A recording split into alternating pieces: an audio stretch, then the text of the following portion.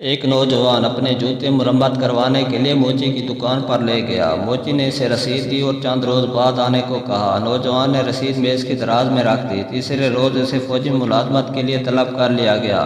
2 سال بعد وہ گھر واپس آیا تو میز کی دراز میں وہ رسید پڑی ملی۔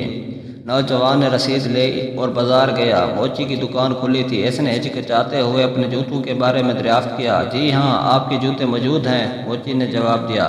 میں آئندہ ہفتے ان کی مرمت کر دوں گا۔ ایک بچے کے ابو کی ٹانگ لکڑی کی تھی۔ اس نے ڈاکٹر کو بتایا کہ اس کے ابو کی لکڑی کی ٹانگ ٹوٹ گئی ہے، اسے نئی ٹانگ دے دی جائے۔ خیراتی اسپتال کے ڈاکٹر نے اسے سائز کے مطابق لکڑی کی ٹانگ دے دی۔ دوسرے ہفتے وہ بچہ ڈاکٹر کے پاس آیا اور بتایا کہ اس کے ابو کی وہ ٹانگ بھی ٹوٹ گئی ہے۔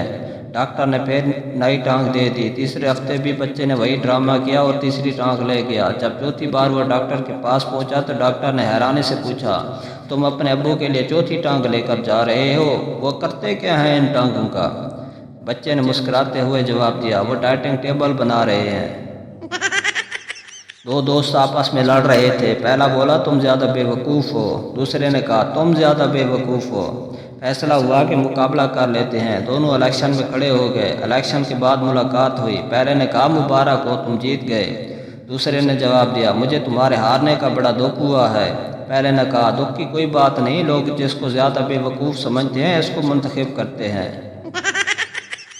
ایک بوڑھا ڈاکٹر سے، جناب مجھے کوئی ایسی دوا دیں کہ مرض ایک دم سے ختم ہو جائے۔